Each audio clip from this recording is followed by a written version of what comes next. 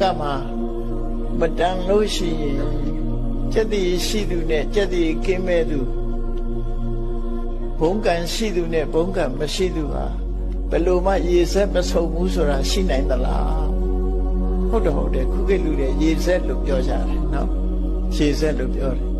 ဘုံကံမရှိတဲ့လူဟာရေစက်ဆုံးလို့မရဘူးတဲ့ဘုံကံညတာအကွာနေလို့ရှိရင်ရေစက်မဆုံးဘူးအဲ့ဒါကိုတေနကအမကြီးကိုမေးတဲ့အခါကျတော့ဘုံကံရှိသူနဲ့ဘုံကံမရှိသူဟာတူတူပေါင်းဖက်မှုများရှိသလားလို့ဆိုဒီရေစက်မဆုံးဘူးသူဟာဥဒ္ဓမရဒေဝီကပြောတယ်သူအဖေကပေးစားလိုက်တော့လည်းပဲသူတို့နှစ်ယောက်ဟာဘုံကံချင်းမတူလို့ရေစက်မဆုံးဘူးဆိုတာကိုပြောတော့တေနကအမကြီးကိုမေးတဲ့အခါဒါမဖြစ်နိုင်ဘူးလို့ပြောမရှိနိုင်ဘူးပေါ့မိဘပေးစားရဲ့တန်နဲ့ဒီလိုဖြစ်တယ်ဆိုတော့လောကမှာမရှိနိုင်ဘူးဆိုတော့အဲ့ဒီမိဖုရားကသူ့အသက်ခံမှာတိတ်ကြောက်သွားတယ်တိတ်ကြောက်သွားတော့ဘုရင်ကြီးကကဲတခြားပညာရှိတွေကိုငါမေးဦးမယ်ဆို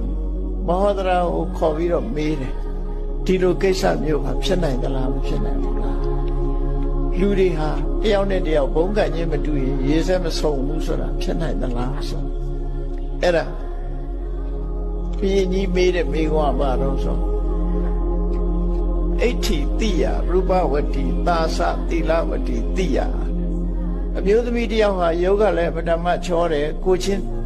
စာရိတ္တအချင်းစာရိတ္တလည်းအလွန်ကောင်းတယ်ပုရိသောတန်နာအိစေယဒါပေမဲ့ယောက်ျားတယောက်ကအဲ့ဒီအမျိုးသမီးကိုလုံးဝမချစ်နိုင်ဘူးမခင်နိုင်ဘူးတတ္တဟာတိမောဒတာအဲ့ဒါမျိုးရှိတယ်ဆိုတာမင်းယုံကြည်သလား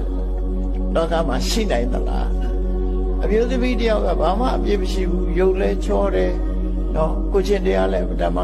တတ္တဟာမိမဟာရာဇာသူယုံပါတယ်တဲ့လက်ခံတယ်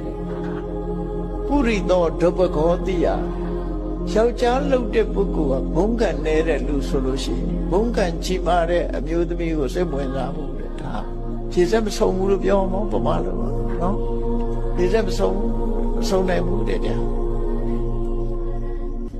တိရိစကာလကန္တိစနာသမေတိကုရသနာ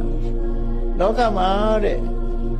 ဂုံကျက်တွေရှိတဲ့ပုဂ္ဂိုလ်နဲ့ဂုံကျက်တွေရုပ်တဲ့ပုဂ္ဂိုလ်ဟာဘယ်တော့အခါမှပေါင်းစည်းမိခြင်းမရှိနိုင်ပါဘူးတဲ့ဒါလူတဘာဝပါပဲဘုရားလောင်းကတော့ရှိနိုင်တယ်ဆိုတာကိုထောက်ခံပြီးတော့ပြောကြားလိုက်တဲ့အခါမှာဥဒ္ဓမရဒေဝီကအသက်ချမ်းသာရရသွားတယ်ကျေးဇူးတင်တဲ့မဟောဒရာကိုအလို့ဆိုရင်သူဟာအသက်ခံရမယ့်သဘောဖြစ်သွားတယ်အဲ့ဒါလို့ပြဿနာတစ်ခုကိုဒီလိုဖြေရှင်းလိုက်တဲ့အခါမှာဘုရင်ကြီးကလည်းပဲကျေးဇူးတင်သွားတယ်အကယ်၍မဟောဒရာသာမရှိဘူးဆိုလို့ရှိရင်သူ့မှာမိဖုရားတူဆုံးရှုံးသွားနိုင်တယ်တေနကအလို့ဆိုလို့ရှိရင်ဒီမိဖုရားကိုသူတေရန်ပေးမိမှာပေါ့ခုမဟောဒရာရဲ့ကျေးဇူးကြောင့်ဒီမိဖုရားကိုသူမဆုံးရှုံးတာဖြစ်တယ်ဆိုပြီးတော့ခြေနှပ်ပြီးတော့စုဝေတသန်းတသိန်းဘုရင်ကြီးကဆုချတယ်ကက်ရှ်တောင်းပေးတာနော်စုဝေတသိန်းတခါလည်းပေးတယ်ဒါကြောင့်ပေးတာ